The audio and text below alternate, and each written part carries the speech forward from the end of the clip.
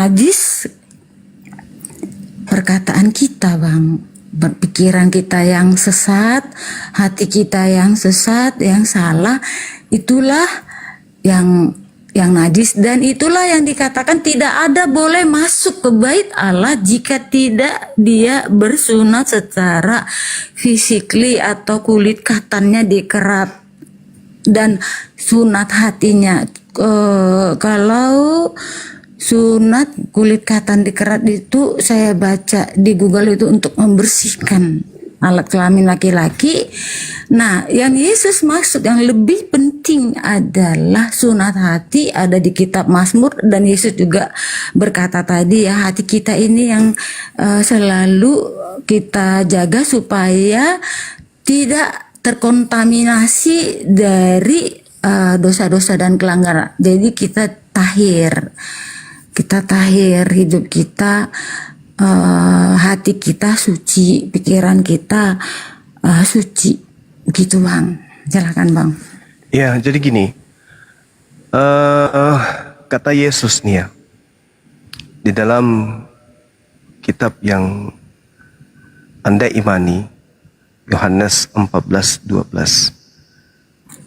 Sesungguhnya setiap orang yang percaya kepada Aku akan melakukan semua pekerjaan yang telah Aku lakukan. Nah, kalau mengikuti pekerjaan-pekerjaan Yesus dan mempraktekkan pekerjaan-pekerjaan Yesus, orang itu disebut percaya. Dan kalau orang itu melakukan pekerjaan-pekerjaan Yesus, maka dia bukan Kristen, dia adalah seorang Yudaism. Coba aja praktekkan pekerjaan Yesus. Apakah nampak orang ini akan menjadi seorang Kristen? Enggak. Enggak akan mungkin. Yesus mengatakan itu. Sesungguhnya setiap orang yang percaya kepada Aku akan melakukan semua pekerjaan yang telah Aku lakukan. Bahkan pekerjaan yang lebih besar. Nah, pekerjaan-pekerjaan yang dilakukan oleh Yesus, runutannya ketika levelnya dinaikkan, maka orang itu akan menjadi seorang Muslim. Yesus puasa cuman sekali, 40 hari 40 malam. Tapi cuman sekali. Yang lebih besar itu puasa setiap tahun, 30 hari. Yang lebih besar, lebih dahsyat daripada itu. Yesus sujud. Yang lebih besar dari pekerjaan itu, sujud minimal 17 kali dalam sehari semalam. Jadi harus melakukan yang lebih besar. Kalaupun dia tidak lebih besar, tetapi sama seperti Yesus, tidak akan menghantarkan orang itu menjadi Kristen.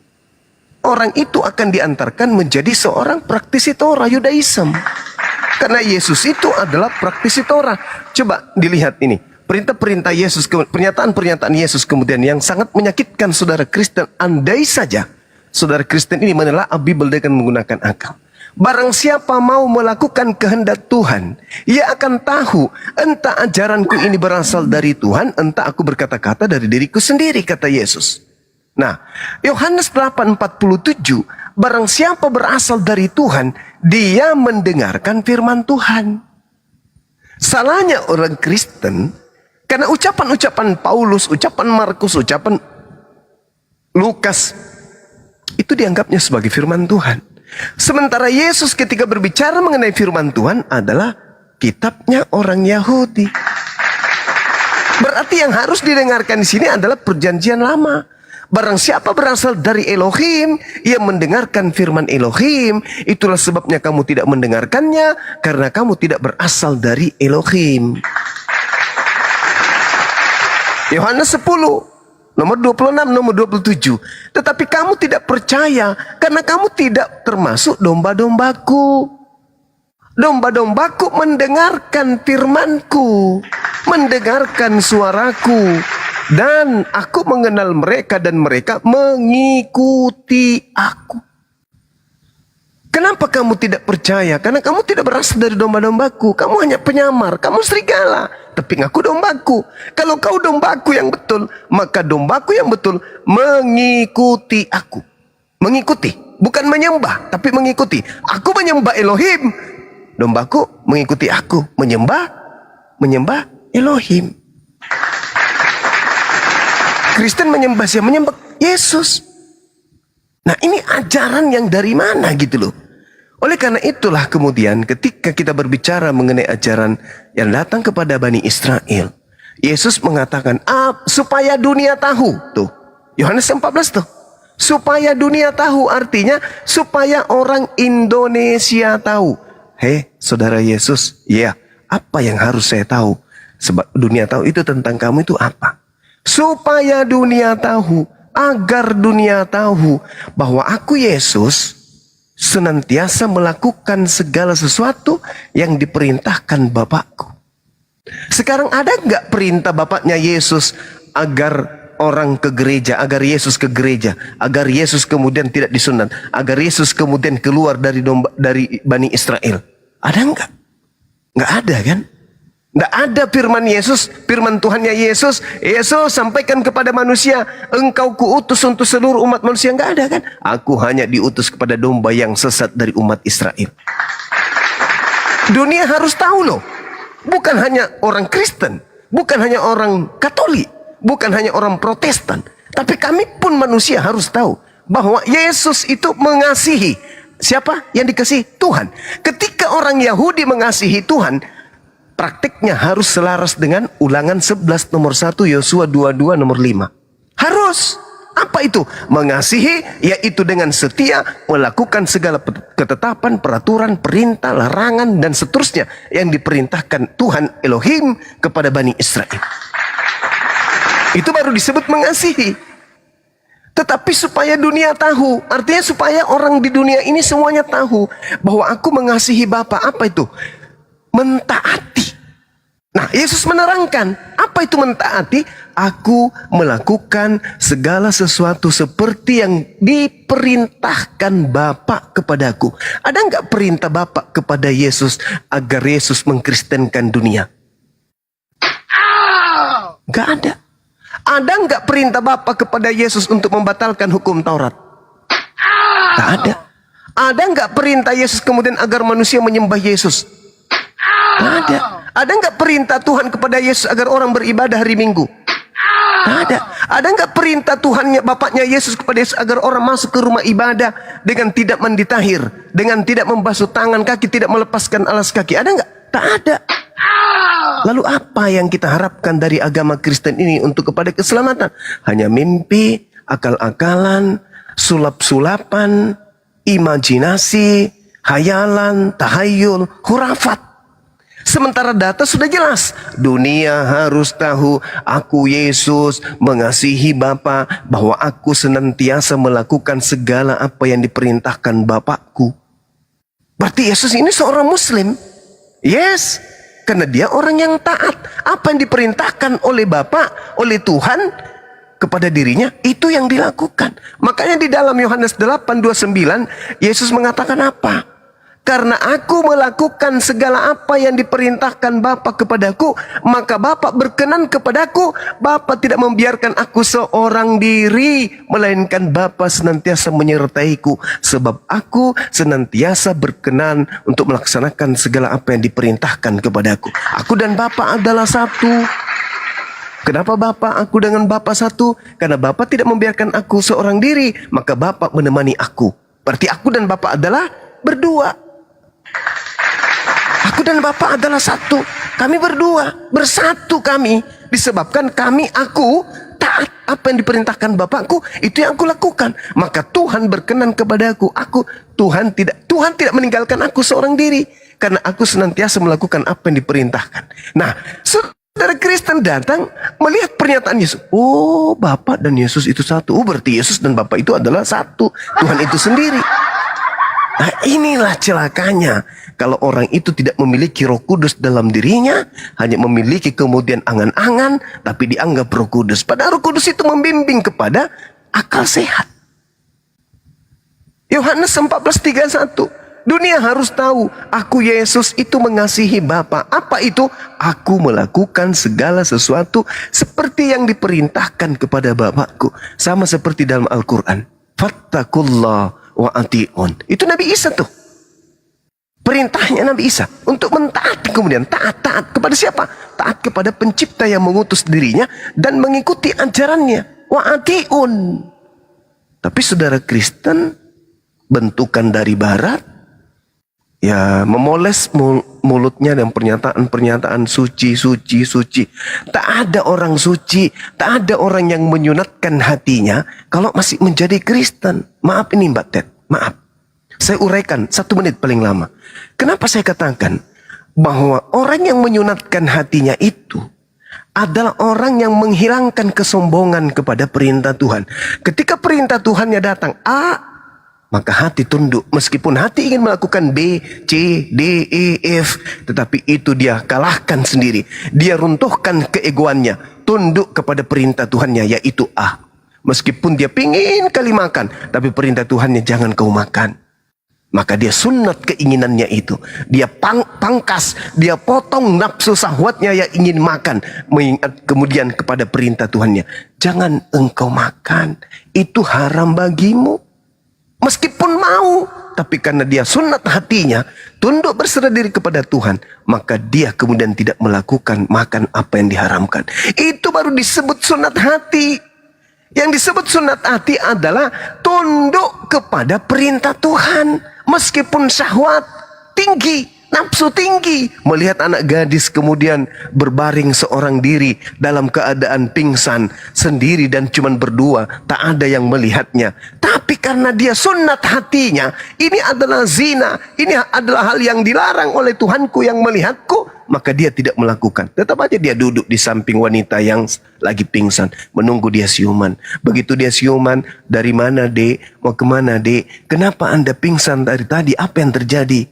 Jawablah perempuan itu, bang, sebenarnya aku pura-pura pingsan aja loh. Tapi karena yang di sampingnya ini adalah orang yang menyunat hatinya, menjaga dirinya dari syahwat, tidak jadi. Meskipun wanita ini sebenarnya rindu, ingin kemudian disentuh. Pura-pura aja lo pingsan, bang. Oh abang, nggak asik abang ini, nggak selera rupanya.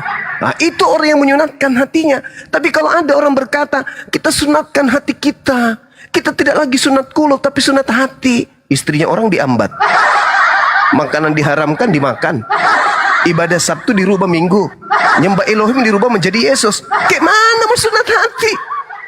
Gak ada cerita itu sunat hati orang Kristen, gak ada. Saya sekali lagi mengatakan, tidak ada orang Kristen sunat hati. Karena dengan adanya pembangkangan dan pengingkaran Bani Israel, dalam hal ini orang Farisi, lahirlah agama Kristen. Kristen itu lahir dari pembangkangan terhadap perintah Tuhan. Ini ucapan saya. Dan saya bisa mempertanggungjawabkan itu berdasarkan Bible dan berdasarkan Al-Quran.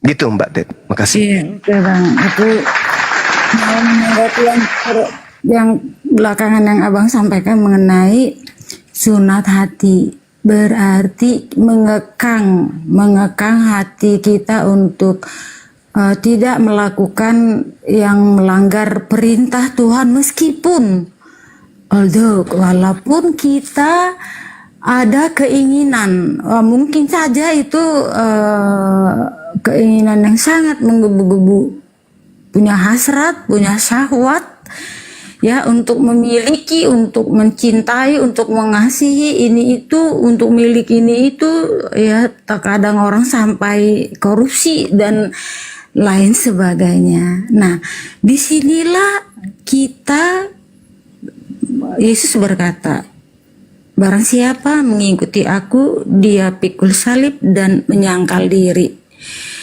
Menyangkal diri artinya keinginan-keinginan kita, sama seperti Bang Juma sampaikan, tunduk kepada Allah itu satu bukti kita mengasihi Allah.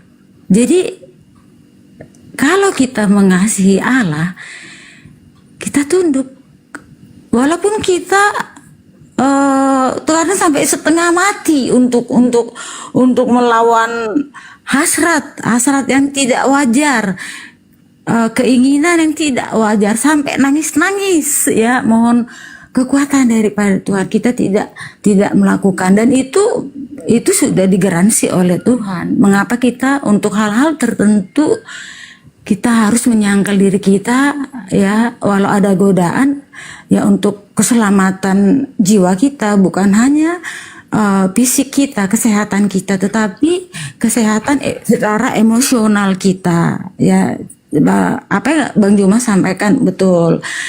Di Alkitab juga seperti itu. Orang yang sunat hati berarti dia harus pikul salib, menyangkal diri dan tunduk kepada kehendak ilahi, bukan kepada keinginan kita semata. Itu mengenai sunat.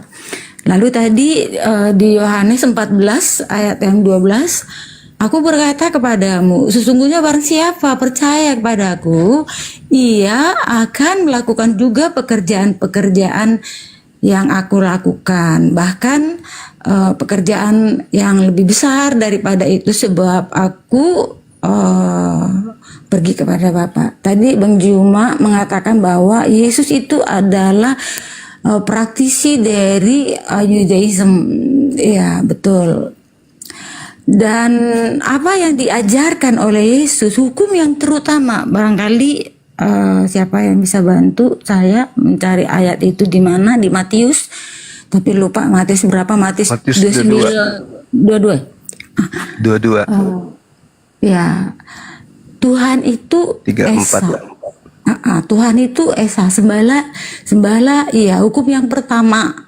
Ya, kasihilah Tuhan Allahmu dengan segenap hatimu, dengan segenap pikiranmu, dan dengan segenap akal budimu. Ini adalah hukum Taurat yang diberikan oleh Allah kepada Musa untuk bangsa Israel, yang ditulis di dalam 2 loh batu. Loh batu yang pertama itulah yang mengatur hubungan antara manusia dan Tuhan secara vertikal. Itu di loh batu yang pertama. Itulah hukum pertama yang disampaikan oleh Yesus. Yesus hanya membuat hukum itu menjadi 2, mengasihi Tuhan Allah, yaitu yang hukum pertama dan keempat. Lalu Yesus mengatakan, kasihilah sesamamu seperti engkau mengasihi dirimu sendiri. Itulah di loh batu yang kedua yang Tuhan Allah berikan kepada Musa, yang disampaikan kepada umat Israel pada waktu itu. Jadi menjadi orang Kristen ya tetap menjadi praktis Judaism. Ya, itu. Kembali lagi kita mengartikan Kristen itu adalah pengikut Kristus. Tadi Bang Juma mengatakan, apakah Ya, salam kakak semuanya. Buat apakah kak, Yesus, giliran saya dulu ngomong kak. saya lanjutkan dulu sebentar, mau menanggapi Bang Juma. Apakah Yesus menyuruh mengkristenkan dunia? Akar kata dari Kristen adalah pengikut Kristus. Nah, di Matius 28 ayatnya yang ke-19, kita buka dulu sebentar. Udah Matius 28 kepanjangan. ayat Ya 19, dong. karena itu Udah gantian pergilah, kita. jadikanlah semua bangsa muridku, dan baptislah mereka dalam nama Bapa dan Anak dan Roh Kudus, dan ajarlah, ayat 20, dan ajarlah mereka melakukan segala sesuatu yang telah kuperintahkan kepadamu, dan ketahuilah aku menyertai kamu senantiasa sampai kepada akhir dunia. Dan Yesus juga berkata, aku tidak hanya memperhatikan domba yang di kandang ini, maksudnya umat Ibrani yang tersisa, tetapi aku juga memperhatikan yang di luar kandang atau domba. Itu berarti semua bangsa. Yohanes 3 ayat 16, karena begitu besar kasih Allah kepada dunia ini, maka dikaruniakannya anaknya yang tunggal, supaya barang siapa yang percaya tidak binasa, tetapi memperoleh hidup kekal sampai selama-lamanya. Begitu Bang Juma. Oke, saya boleh tanggapi? Boleh, silakan Bang. Oke. Jadi yang pertama terkait dengan apa yang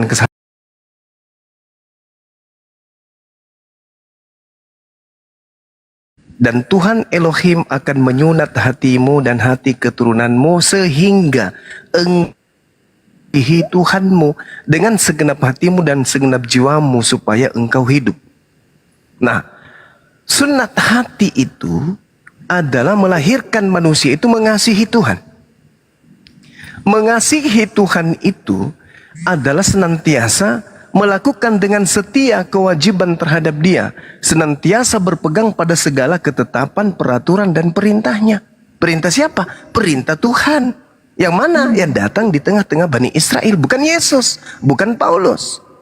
Haruslah engkau mengasihi Tuhan Elohim dan melakukan dengan setia kewajibanmu. Nah, di dalam kitab Yosua 22 nomor 5, hanya lakukanlah dengan sangat setia perintah dan hukum yang diperintahkan oleh Musa kepadamu, hamba Tuhan itu, yakni mengasihi Tuhan Elohim, hidup menurut segala jalan yang ditunjukkannya, tetap mengikuti perintahnya, berpaut padanya dan berbakti kepadanya dengan segenap hatimu dan dengan segenap jiwamu. Itu baru mengasihi. Makanya Yesus mengatakan bahwa orang yang mengasihi Tuhan itu pasti mendengarkan firman Tuhan. Mengasihi Tuhan itu adalah ajaran yang diajarkan oleh Yesus kembali kepada hukum Taurat. Bukan justru masuk ke dalam ajaran Paulus. Apa yang dikatakan kemudian? Hanya dengan lakukanlah dengan setiap perintah dan hukum yang diperintahkan kepadamu oleh Musa. Oleh Musa, bukan oleh Paulus, oleh Musa. Yakni mengasihi Tuhan Elohim, hidup menurut segala jalan yang ditunjukkannya, tetap mengikuti perintahnya, berpaut padanya dan berbakti kepadanya dengan segenap hati dan jiwa. Yang diperintahkan oleh Musa. Makanya Yesus mengusir orang-orang Kristen di dalam Matius 7. Kenapa? Karena tidak melakukan kehendak Bapa. Kehendak Bapa itu apa? Perjanjian yang diberikan kepada Musa. Itu yang pertama. Yang kedua, kita lihat pengakuan saudara. Anda mengatakan bahwa Kristen itu adalah pengikut Kristus. Memang, saya pun aku itu. Kristen adalah pengikut Kristus.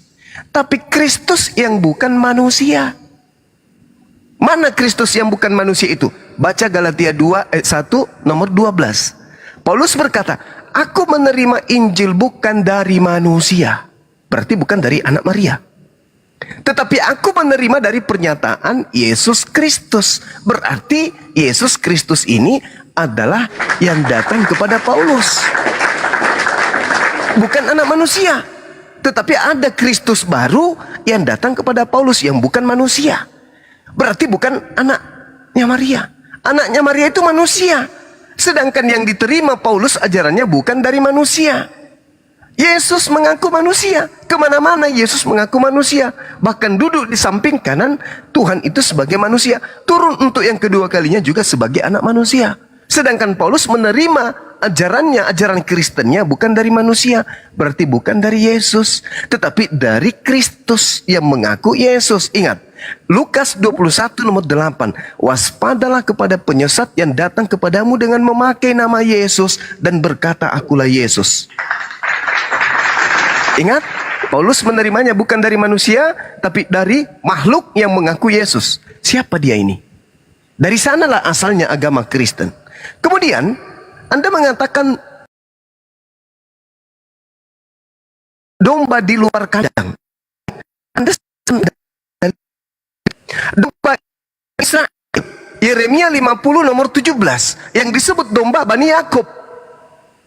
Di dalam Yehezkiel 5 nomor 12 Tuhan berkata, aku membuat Bani Yakub 3/4, kemudian aku hembuskan kepada seluruh penjuru mata angin. Artinya Bani Israel itu bukan cuma ada di Aule. Maksudnya Aule itu apa? Bukan hanya ada halaman Yerusalem, tetapi Bani Yakub ada juga di luar Aule, di luar Bani Israel, di luar Yerusalem. Siapa mereka? Mereka yang sudah keluar tinggal di bangsa-bangsa asing.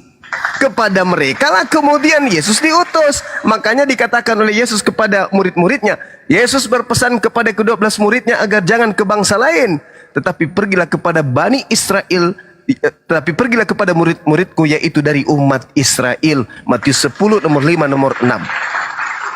Jadi ketika Yesus mengatakan di Yohanes 10 nomor 16 itu, masih ada lagi domba-dombaku yang harus kugembalakan di luar dari Aule, di luar dari Yerusalem, halaman Yerusalem ini. Yang dimaksud domba di situ bukan kita orang Indonesia. Yang dimaksud domba di luar aula, di luar Yerusalem adalah Bani Yakub yang sudah dihembuskan oleh Tuhan keluar dari kota Yerusalem. Yang ketiga, yang terakhir, barang siapa yang percaya. Nah, tadi kan saya sudah mengatakan, ketika di dalam kitab saudara dikatakan dalam Yohanes 3 nomor 16, begitu besar kasih karunia Tuhan akan dunia ini sehingga ia menganugerahkan anaknya yang tunggal supaya siapa yang percaya memperoleh hidup. Nah, ketika Yesus mengucapkan ucapan-ucapannya, simpelnya di mana? Coba Mbak Ted, lihat di dalam Yohanes 17 nomor 8. Apa kata Yesus? Segala firman, segala ucapan, segala perkataan yang Tuhan, yang Bapa berikan kepadaku, telah aku sampaikan kepada mereka. Mereka ini bukan Kristen, tapi muridnya Bani Israel. Kepada mereka, dan mereka telah menerimanya.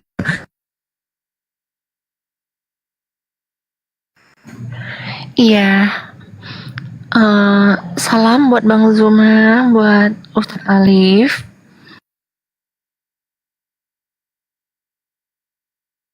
Dengan betul dan muridku percaya bahwa engkaulah yang telah mengutus aku. Muridku. Mereka muridku setelah menerima segala firman yang Tuhan berikan kepadaku, telah kuajarkan kepada mereka. Nah, firman yang disampaikan oleh Yesus kepada murid-muridnya itu semuanya telah disampaikan sebelum terangkat ke langit. Berarti ucapan-ucapan Paulus, ucapan Lukas, ucapan Markus itu bukan firman dari Yesus. Yang datang di Pulau Patmos, akulah Yesus yang kau aniaya. Yang datang kepada Paulus, akulah Yesus yang kau aniaya. Itu bukan Yesus. Karena Yesus tidak ada lagi firman. Segalanya telah disampaikan Yesus sebelum terangkat ke langit. Itu pasti itu. Nah, setelah firman-firman ini diambil oleh pengikutnya, muridnya, yang nanti dianiaya oleh Paulus, murid-muridnya percaya bahwa Yesus itu adalah Rasulullah. Yesus itu adalah Rasulullah. Lalu kalau semua firman sudah diterima, sudah disuapin Yesus kepada muridnya, ternyata endingnya muridnya hanya percaya Yesus adalah Rasulullah. Lalu dari mana Kristen mendapatkan ilmu bahwa Yesus itu adalah Tuhan? Dari mana? Dari mana? Dari makhluk yang datang kepada Paulus yang ngaku-ngaku Yesus. Akulah Yesus yang kau aniaya. Itulah dia. Tapi itu bukan anak Maria. Itu adalah makhluk penyesat yang mengaku namanya Yesus. Segala firman telah Yesus sampaikan. Lalu buat apa lagi dia datang kepada Paulus? Lalu buat apa lagi dia datang ke Ananias? Lalu buat apa lagi dia datang kepada penulis kitab Wahyu di Pulau Patmos? Bukankah firman semuanya telah disampaikan? Dan di antara seluruh firman itu, Yesus berkata, waspadalah iblis yang datang kepadamu dengan memakai nama Yesus dan berkata, akulah Yesus. Waktunya sudah dekat, jangan kau percaya. Makanya murid-murid Yesus tak ada menjadi Kristen. Yang menjadi Kristen itu orang Roma, orang Yunani, orang Belanda, orang Indonesia. Yudaism tidak mau menjadi pengikut Yesus, pengikut Paulus. Kenapa? Karena yang datang kepada Paulus itu bukan anak Maria, adalah makhluk halus yang datang kepada Yesus itu, yang datang kepada Paulus. Makanya agama Paulus dengan agama ajaran Yesus itu berbeda. Mengasihi itu Tuhan, mentaati hukum Taurat. Sekarang begini, 1 menit paling lama. Yeremia 31 nomor 31 sampai 36. Apa kata Tuhan di sana kepada Bani Israel? Aku akan mengadakan perjanjian baru. Coba, saya ulang. Aku akan mengadakan perjanjian baru. Bukan sama seperti perjanjian yang telah kuadakan kepada nenek moyangmu ketika aku membawa mereka keluar dari Mesir. Perjanjian yang akan aku lakukan itu adalah aku akan menanamkan kepada Bani Israel dan Bani Yehuda. Apa itu? Menanamkan hukum Taurat ke dalam batin setiap Bani Israel. Itulah perjanjian baru Tuhan kepada Bani Israel. Apa itu? Hukum Taurat. Makanya Yesus mengatakan tidak setitik pun dihilangkan sebelum langit dan bumi lenyap. Barang siapa yang meniadakan meskipun yang paling terkecil, maka dia akan menempati tempat yang paling hina. Nah, kemudian Yesus juga mengatakan barang siapa yang meniadakan hukum Taurat, berarti dia tidak melakukan kehendak Bapa. Nah, itu kata Yesus tuh. Karena kehendak Bapa itu adalah hukum Taurat, perjanjian baru. Tapi oleh Kristen, perjanjian baru Tuhan dirubah menjadi perjanjian lama demi untuk mengangkat harkat martabat surat-surat Paulus dan kawan-kawannya. Perjanjian baru Tuhan Elohim kepada Bani Israel dijadikan sebagai perjanjian lama demi untuk mengangkat buku-buku yang mereka loloskan pada saat konsili-konsili dan pengkanonan. Dianggaplah itu perjanjian baru, dan perjanjian lama dipensiunkan. Meskipun masih dibawa-bawa sebagai apa? Sebagai tameng. Sebagai bahwa mereka ini berasal dari Bani Israel, padahal kagak. Itu dia. Jadi sekali lagi, perjanjian baru Tuhan kepada Bani Israel adalah hukum Taurat. Perjanjian lama itu mereka adalah ketika dikeluarkan dari dikeluarkan dari penjajahan Mesir, Firaun. Itu perjanjian lama. Perjanjian barunya adalah hukum Taurat. Kristen muncul mengatakan firman Tuhan itu adalah sudah usang, enggak lagi berlaku, yang berlaku sekarang yang baru.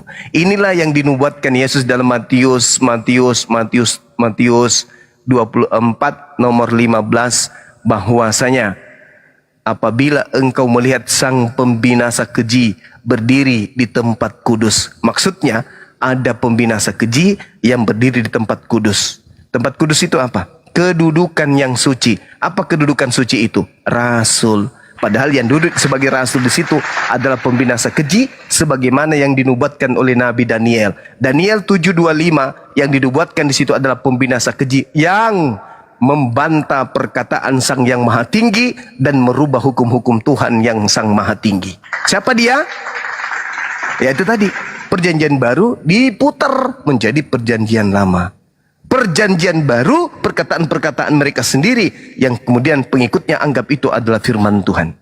Apa yang terjadi? Yesus asli ketika bertemu dengan penyembah-penyembah Yesus palsu, apa kata Yesus? Pada hari terakhir nanti banyak orang yang berseru kepadaku, Tuhan, Tuhan, Tuhan. Karena Yesus palsunya enggak menampakkan diri. Yesus palsunya itu adalah makhluk roh, tidak menampakkan diri. Si Kristen mencari yang menampakkan di mana Yesus ini, mana? Tak ada menampakkan diri. Yang nampak hanya Yesus anak Maria. Datanglah mereka. Bukankah kami bernubuat pakai namamu? Mengusir setan pakai namamu? Bermukjizat pakai namamu? Apa kata Yesus? Apa? Enyahlah daripadaku. Aku tidak mengenal kalian. Kalian semua adalah pembuat kejahatan. Kaget Kristennya loh. Bukankah kami bernubuat loh, bermujizat loh, sampai pada level tinggi mengusir setan loh pakai namamu, dalam nama Yesus, dalam nama Yesus. Apa kata Yesus? Hei, aku datang ke tengah-tengah Bani Israel untuk agar Bani Israel melakukan kehendak Bapakku. Lu siapa pada? Lu siapa? Lu siapa? Aku tidak mengenal kalian. Ternyata selama ini yang dikenal, yang mereka kenal Yesus Kristus, Tuhan Yesus, itu bukan anak Maria, tapi Yesus yang makhluk roh yang datang kepada Paulus yang kemudian orang Kristen sembah hari ini. Mohon maaf, ini data di Bible. Yesus sendiri mengatakan, waspadalah kepada penyesat yang datang kepadamu dengan memakai namaku. Namaku siapa? Yesus. Oh, berarti penyesat itu memakai namaku. Namaku Yesus. Berarti penyesatnya bernama Yesus. Yang datang kepada Paulus, makhluk roh. Yesus datang untuk kedua kalinya dalam bentuk roh? Enggak. Yesus mengatakan dalam Yohanes 16 nomor 7, benar yang engkau katakan adalah lebih baik jikalau aku pergi. Sebab kalau jika aku tidak pergi, maka roh kebenaran itu tidak akan datang kepadamu.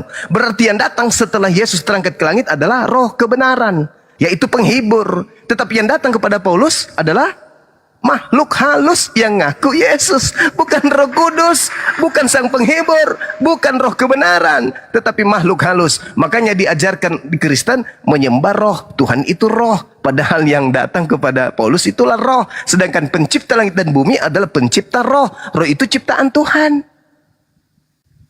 bukan Tuhan.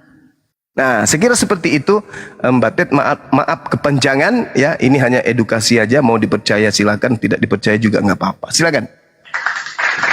Iya, betul. Di Yeremia itu ya, Yeremia kalau kita baca pasal 31 itu ada sampai 40 ayat. Jadi yang dimaksud perjanjian baru di sini adalah kalau pada perjanjian lama itu ya, mata ganti mata, gigi ganti gigi, dirajam. Nah, perjanjian baru dikatakan dia akan mengajar langsung. Dia menjadi manusia penuh dengan kasih sayang. Nah, jadi wujud Yesus itulah perjanjian baru. Dan di situ dikatakan di ayat yang ke-15, ketika perjanjian itu datang, ketika Yesus ya datang, Rahel menangis, sampai dimasukkan juga ayatnya, Bang. Jadi artinya perjanjian lama itu pada zaman nenek moyang orang Yahudi, hukum-hukum Taurat ya, di situ kalau misalkan yang jahat ada hukum yang jahat juga. Tetapi ketika perjanjian baru yang merujuk kepada kedatangan Yesus ya, ajarannya yang penuh dengan kasih sayang, itu perjanjian baru itu seperti itu maksudnya. Perjanjian baru bukan seperti masa-masa sebelumnya. Dan masa sebelumnya itu hidup bangsa Israel dan sekitarnya sudah membelakangi Tuhan.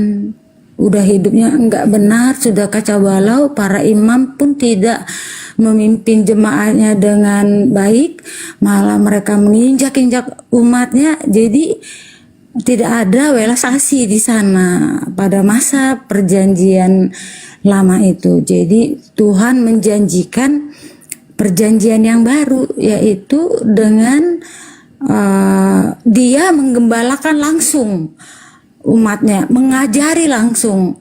Maka Yesus dikatakan juga gembala yang agung, guru yang baik dan mengajar. Di sini memang logika berpikir kita kok bisa ya? Ya karena dia Tuhan, akulah Tuhan yang Maha Kuasa. Itu maka dia bisa menjadi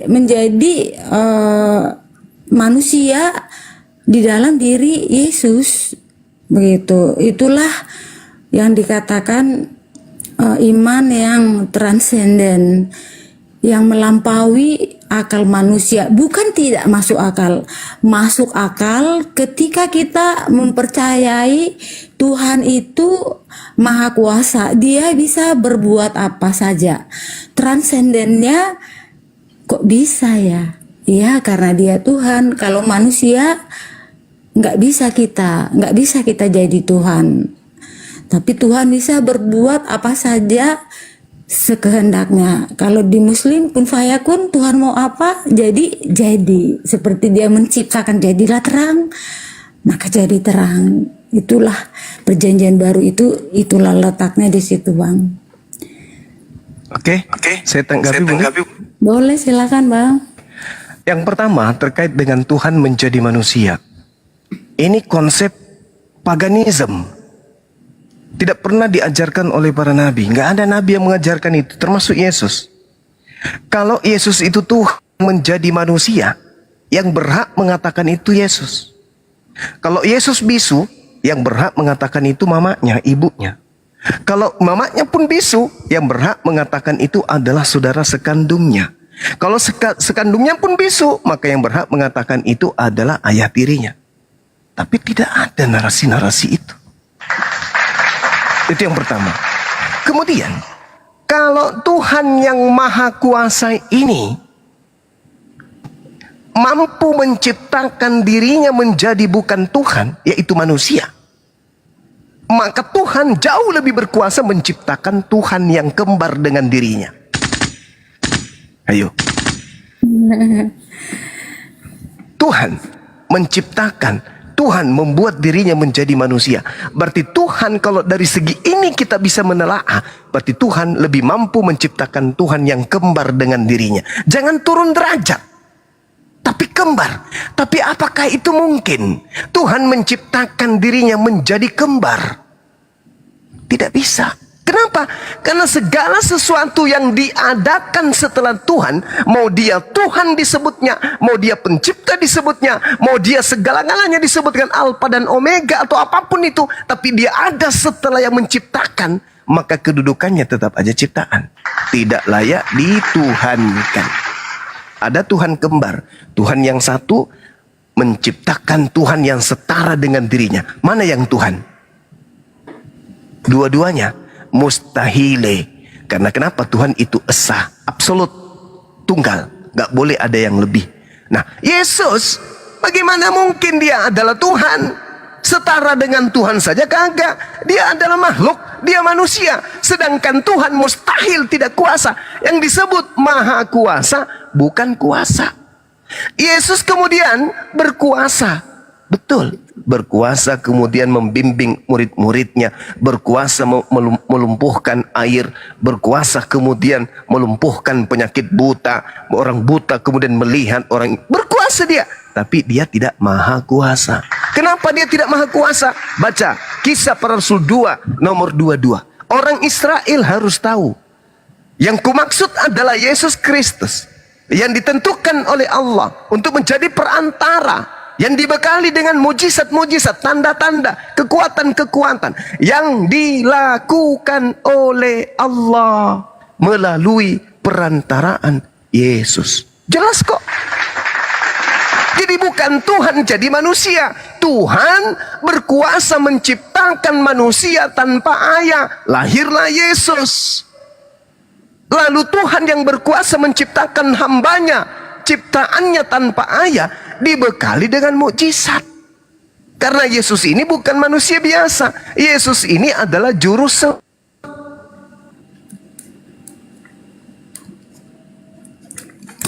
kepada Tuhan. Maka dia mengatakan hidup kekal itu adalah mereka mengenal engkau satu-satunya Tuhan dan mengenal Yesus Kristus yang kau utus. Makanya murid-muridnya mengenal Yesus hanya sebagai utusan. Kristen muncul belakangan menganggap Yesus Tuhan. Kenapa? Itu tadi yang dianggap Tuhan itu adalah makhluk yang datang kepada Paulus, bukan yang datang kepada Bani Israel. Itu satu. Yang kedua, tadi kasih kepada Tuhan adalah melakukan kehendak Tuhan. Mbak Ted kemudian mengatakan gigi ganti gigi, mata ganti mata, dan seterusnya, nyawa ganti nyawa. Itu betul. Lalu kemudian melalui ajaran Yesus yang datang kepada Paulus, Mbak Ted mengatakan itu sudah tak berlaku lagi. Yang berlaku itu adalah kasih. Lagi-lagi bertentangan dengan ajaran Yesus yang asli. Coba Anda baca dalam Matius 5. Kalau di dalam hukum Taurat tentang berzina, apa kata Yesus? Jangankan berzina, sekarang ini aku berkata kepadamu, setiap orang yang memandang perempuan serta menginginkannya sudah berzina dengan dia di dalam hatinya. Malah semakin keras. Maka Yesus mengatakan, maka jika matamu yang kanan menyesatkan engkau, cungkillah dan buanglah itu. Adalah lebih baik bagimu jika satu dari anggota tubuhmu binasa daripada tubuhmu dengan utuh dicampakkan ke dalam neraka. Dan jika tanganmu yang kanan menyesatkan engkau, penggallah dan buanglah itu, karena lebih baik bagimu jikalau satu dari anggota tubuhmu binasa daripada tubuhmu dengan utuh masuk ke dalam neraka. Yesus lebih parah lagi. Kalau kau lihat perempuan dan kau mengingini perempuan itu dalam hatimu padahal dia bukan istrimu, cungkil matamu. Kata Yesus, cungkil. Jika kau tanganmu menghendaki mengambil barang orang lain padahal itu bukan punyamu, maka penggal. Itu kata Yesus. Jadi tak akan pernah kemudian orang Kristen itu benar melawan Yesus. Yesus selalu menang. Meskipun orang Kristen ingin memadamkan cahaya ajaran Yesus, tidak bisa, coy. Tidak bisa. Karena kami ada Islam yang akan mensucikan Yesus dari pitnahan-pitnahan orang-orang kafir terhadap dirinya.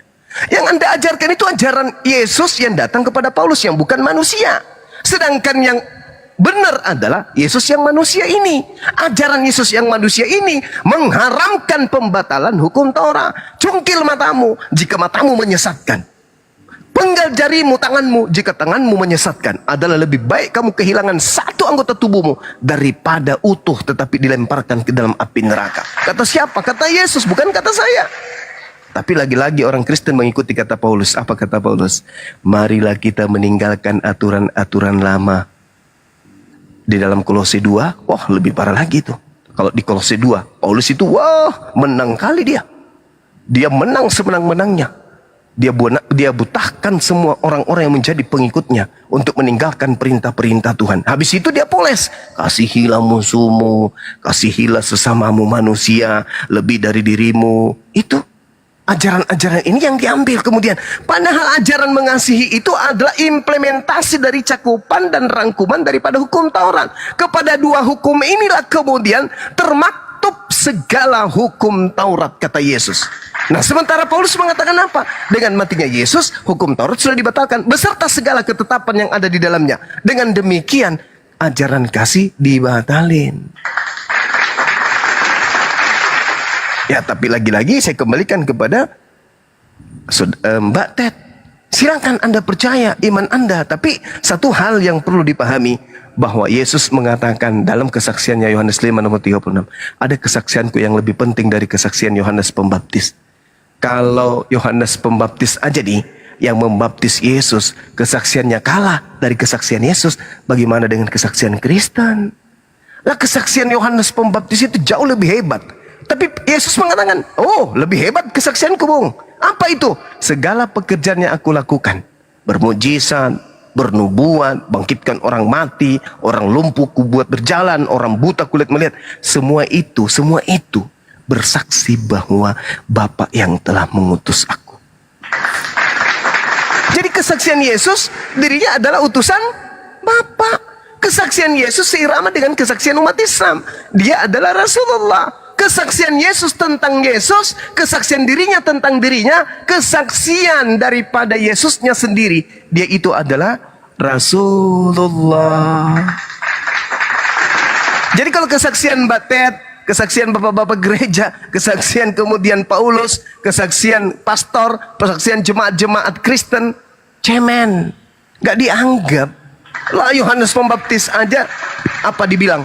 Aku punya kesaksian yang jauh lebih hebat, yang lebih penting dari kesaksian Yohanes. Apa itu? Aku utusan Tuhan. Hebat kan Yesus itu? Nah, kalau Kristen datang, engkau adalah Tuhan itu sendiri. Apa kata Yesus? Enyahlah daripada aku, kalian semua adalah pembuat kejahatan. Inilah yang diterangkan oleh Al-Quran. Wa idza husyiran nasu kanu lahum a'ada wa kanu bi ibadatihim kafirin. Pada saat nanti manusia dikumpulkan, apa yang mereka sembah di dunia ini selain daripada aku, kata Allah, yang disembahnya itu justru akan menjadi musuhnya. Dan pemujaan-pemujaan yang mereka lakukan kepada selain daripada aku, yaitu yang mereka sembah, akan menjadi diingkari oleh mereka. Semuanya itu akan diingkari. Terbukti Matius 7 tadi. Bukankah kami menuhankanmu? Bukankah kami bernubuat untuk namamu? Bukankah kami? Apa kata Yesus? Enyahlah daripadaku, engkau semua pembuat kejahatan. Aku tidak mengenal kalian. Makanya Allah bertanya, wa isqalallahu ya Isa bin Maryam, anta qulta linnas, kamu kesini, kau nabiku kan? Ya Rob, kamu mengajarkan mereka menuhankan dirimu selain daripada aku. Oh, tidak. Qala subhanaka ma yakunu li an aqula ma laysa li bihaqq. Maha suci engkau ya Allah ya Tuhanku, tidak patut aku berkata sesuatu yang bukan hakku untuk aku katakan. Yohanes 12:49, aku tidak berkata-kata dari diriku sendiri. Apa yang aku katakan, apa yang diperintahkan oleh Bapakku, oleh Tuhanku untuk aku katakan dan aku sampaikan. Jelas kok itu. Tapi muncul kemudian Kristen menggabungkan antara Nabi Yesus dengan makhluk Yesus, roh, makhluk yang bernama Yesus yang berbentuk roh yang datang kepada Paulus, digabungkan menjadi satu. Sehingga apa? Yesus kadang 100% Tuhan, Yesus kadang 100% manusia. Padahal dua oknum ini berbeda. Yang manusia ini murni yang datang ke tengah-tengah Bani Israel. Yang Tuhan ini murni yang datang kepada Paulus. Kalian gabungkan menjadi satu. Makanya kalian itu kadang, oh Yesus itu memang pada saat dia mati itu kan kemanusiaannya. Keilahiannya itu ya beda lagi. Keilahian itu ada di Paulus. Contoh, di Kolose 2 nomor 9. Di dalam tubuh Yesus kepenuhan secara jasmani keilahian. Tuh. Jadi menurut Paulus, kakinya Yesus, tangannya Yesus, matanya Yesus, semua jasadnya Yesus itu adalah ilahi. Menurut Yesus, dia adalah manusia. Menurut Paulus, Yesus itu adalah ilahi. Nah sekarang Kristen Mengikuti siapa? Paulus. Maka Kristen ini pengikut Kristus. Kristus yang mana? Kristus yang datang kepada Paulus, yang menganggap tubuhnya Yesus adalah ilahi. Sedangkan Yesus, dia mengatakan dirinya manusia. Saya kira begitu Mbak Ted. Mungkin itu terakhir dari saya. Kalau teman-teman Muslim mau menanggapi, silakan. Silakan Mbak. Oke, saya tanggapi dulu ya, Bang. Iya, Saya juga ngantuk nih, mau tidur. Baik, menarik ya tadi. Mengapa Tuhan itu mau menyatakan dirinya menjadi manusia? Itu yang aku tangkap dari semua statement Bang Zuma ya. Ketika Yusuf ragu untuk mengambil Maria menjadi istrinya, malaikat Gabriel atau Jibril itu mengatakan jangan takut mengambil Maria sebab anak yang dikandungnya adalah dari Roh Kudus. Lalu di Lukas 2 ayat yang ke-11, malaikat Jibril juga atau Gabriel yang mengatakan, hari ini telah lahir bagimu juru selamat yaitu Kristus Tuhan di kota Daud. Kita rangkai dengan tadi Abang Juma sempat juga mengatakan Yesus dari Roh Kudus, betul. Dan Allah itu adalah Roh. Saya bacakan beberapa ayat ya di Yohanes berapa tadi ya? Bentar, 4:24. Bukan Bang, Yohanes 4 yang Yesus adalah Roh, yang dikatakan Dia sendiri Allah adalah Roh. Baik, demikian Yohanes 4 ayatnya yang 19. Ini pembicaraan antar perempuan yang ada di sumur, yang dia pun mempunyai suami 5 orang dan bahkan suaminya saat itu pun bukanlah suaminya, dan perempuan itu sangat terheran-heran dan kagum. Lalu dia pun memanggil Yesus Tuhan. Sebelumnya dia tidak memanggil Yesus Tuhan. Ayat yang 19 dimulai ayat yang 19. Kata perempuan itu kepadanya, Tuhan, nyata sekarang padaku bahwa engkau seorang nabi. Nenek moyang kami menyembah di atas gunung ini, tetapi kamu katakan bahwa Yerusalem tempat orang menyembah. Kata Yesus kepadanya, percayalah kepadaku, hai perempuan, saatnya akan tiba bahwa kamu akan menyembah Bapa bukan di gunung ini dan bukan juga di Yerusalem.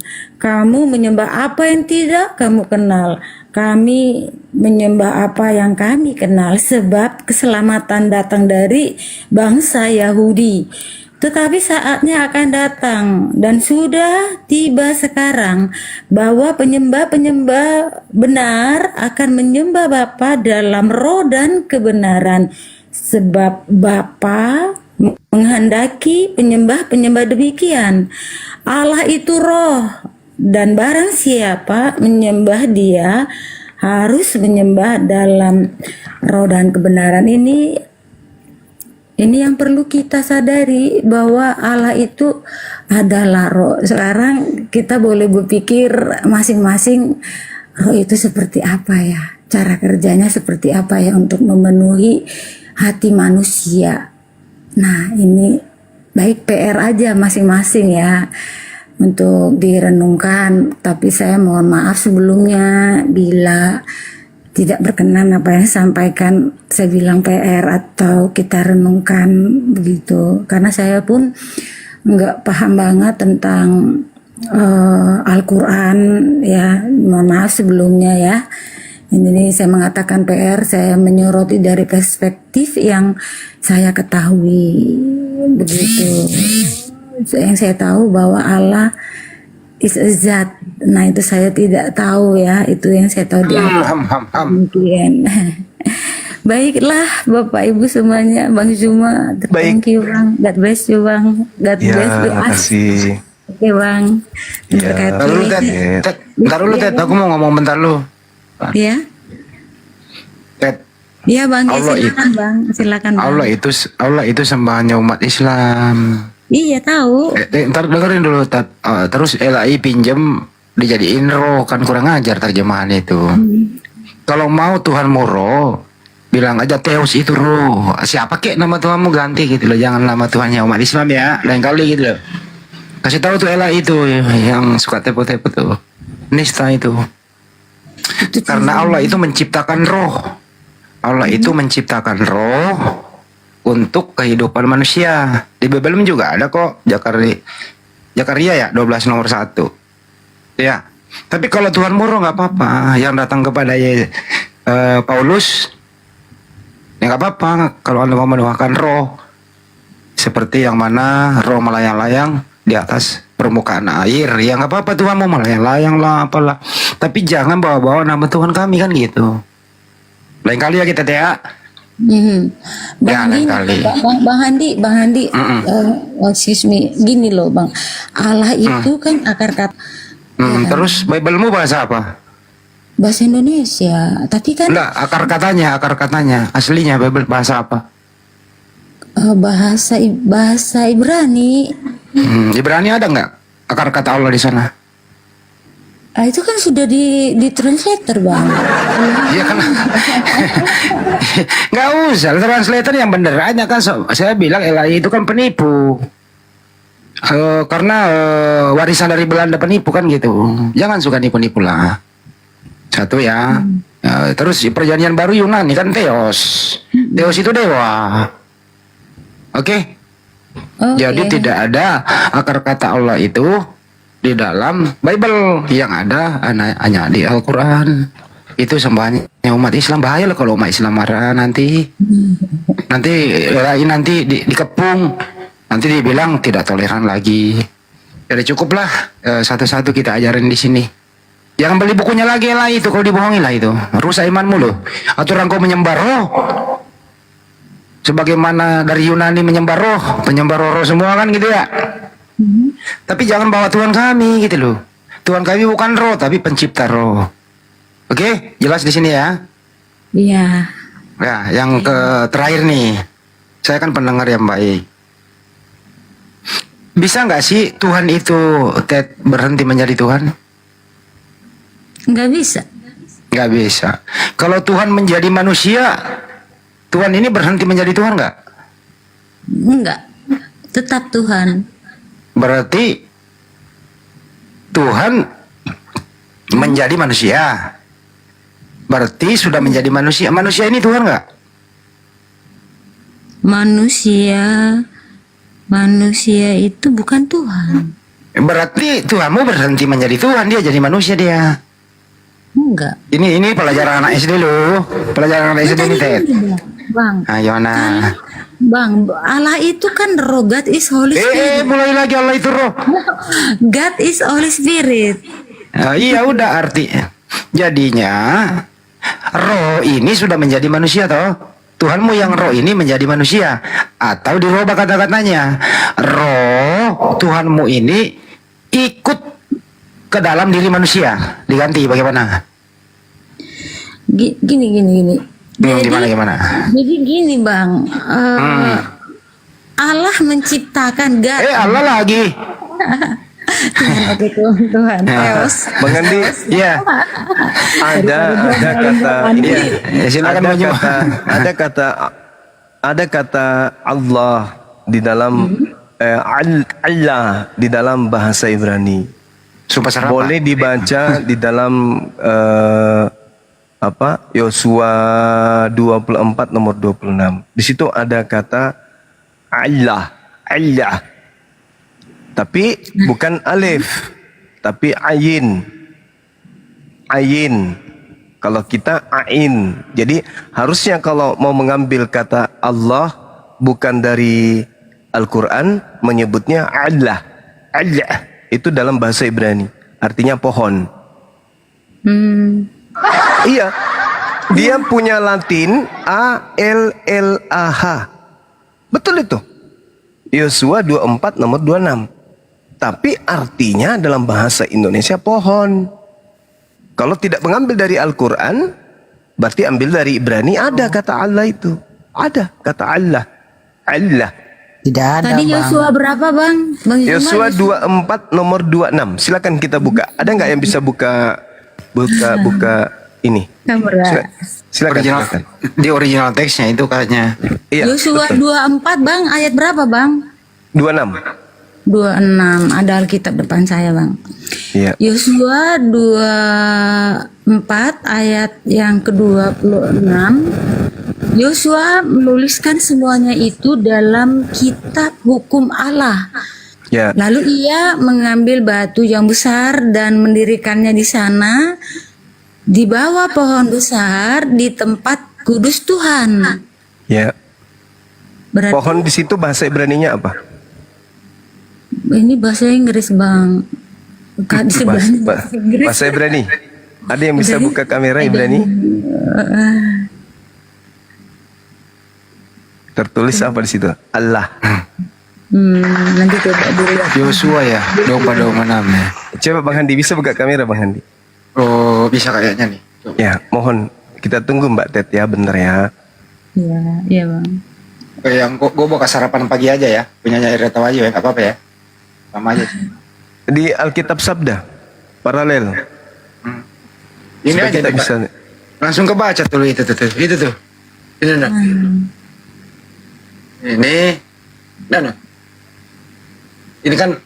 Ini kan Yosua 24 26 ya. Benar ya? Iya, iya, betul. Yang mana itu banyak Pak? Apa bacanya? Nggak kebaca dengan saya Bang kalau begitu. Jauh sekali saya ini. Taruh dulu ya. Aduh casnya jauh lagi. Kalau gue lepas casnya dulu. Nggak bisa di Alkitab Cek, paralel. Coba ini. Ustaz Alip. Kalau Ustaz. Sorry. Aku Ustaz Alip tadi lah. udah perangkat. Berat ya, HP saya berat. Ustaz. Nah, Coba Dek.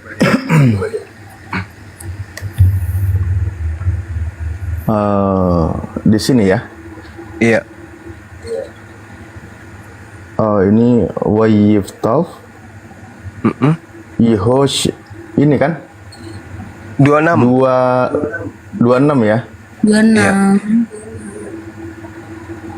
Di sini gimana bacanya nih? Iya, Yang saya tahu makanya di sini. minta. Makanya ku minta tadi yang ini nih. paralel. Kalau aku baca Yang Latinnya aja Bang, yang Iya. Latin. Kenapa Yehoshia mempersulit diri ya? et Hadabarim HL. Bukan itu, bukan buka dari ini. Oke. Tar. Paralel aja ya.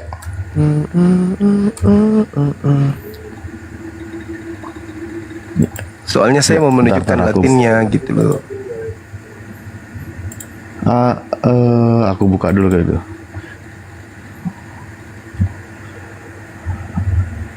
Yosua 24 26. 24 26. benar itu Hale. Hadeparim Hale. Benar ya banyak Dan itu Hale ya?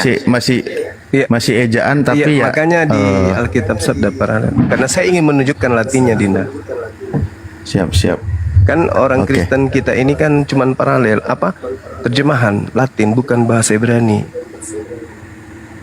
Di ini gimana? Ini nih. Pohon. Klik, Pohon besar. diklik. Kita buka ya. Apa itu? Tuh, Nah, ini. Allah kan? Tapi di sini Ayin. pakai ayin. Bukan Pakai koma alef.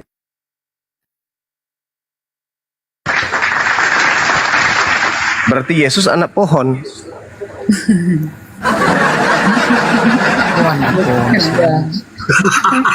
Ya, kan itu konsekuensinya menggunakan kata Allah itu kan. Gua cuma ilmunya sampai di situ ya, gua nggak nyampe loh.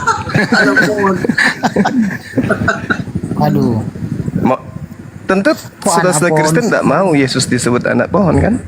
Maka larinya kemana? Ke Tuhannya umat Islam. Satu-satunya itu. Endung ya di situ ya. Iya. enggak, itu karena kesalahan terjemahan aja, Bang. Bukan. Iya. Ini sudah betul ini. Udah benar ini. Iya Yosua itu salah terjemah. Mestinya di sini hukum pohon. Ya mencoba ya. Kita hukum pohon. Ini kan dia pakai H ini biasanya itu kan Oh, Bang menuju Suma gawas kepada lagi pohon tertentu. Kalau kita itu kayak pakai alnya gitu kan.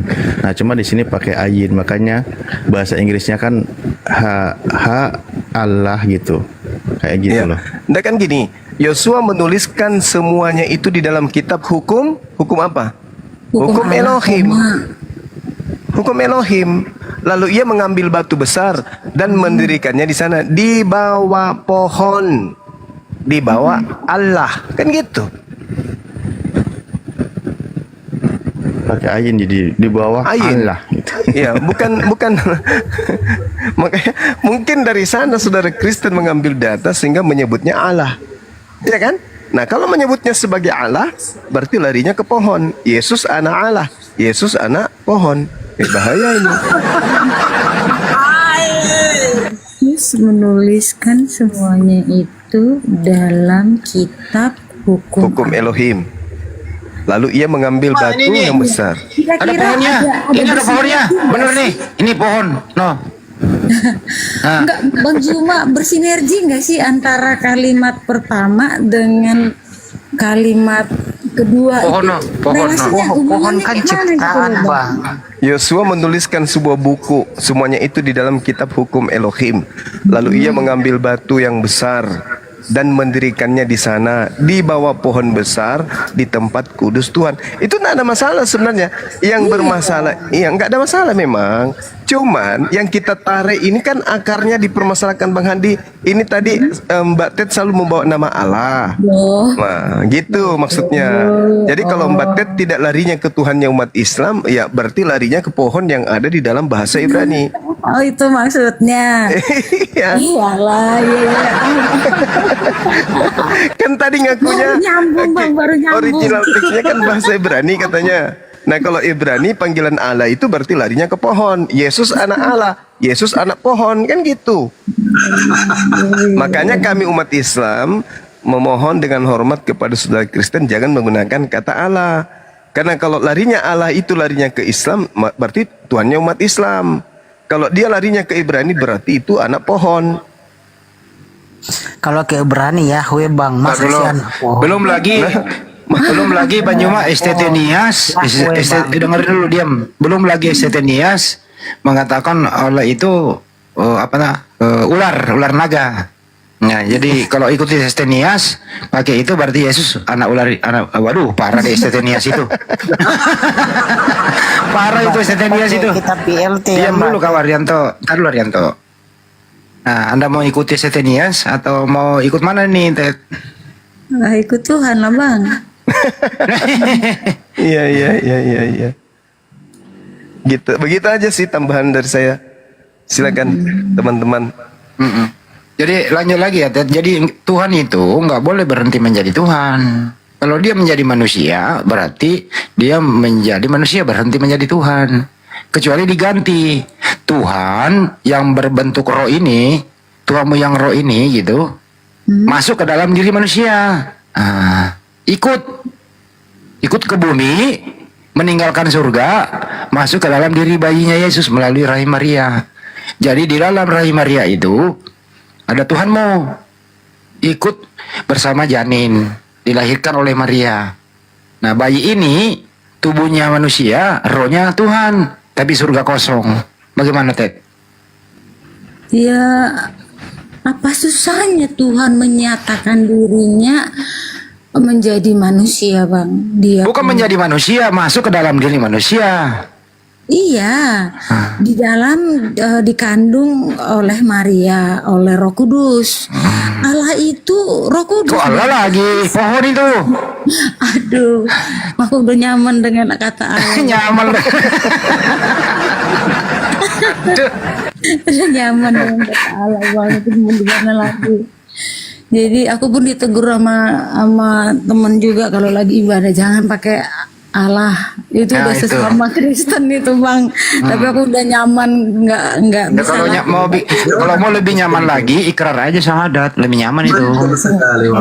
Bentar, Bang. Dia mulai mensahadutkan orang. Bentar dulu, Bang. Saya selesai dulu sama Ted ya. Jadi roh Tuhanmu satu sih ya? Satu apa dua apa tiga? Roh Tuhan. roh yang kau sembah? 1, 2, 3. Esa. Satu ya.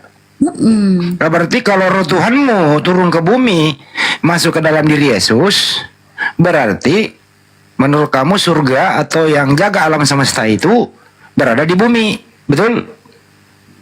Di bumi dan di surga ada tetap. Loh, kan cuma satu dia turun ke bumi.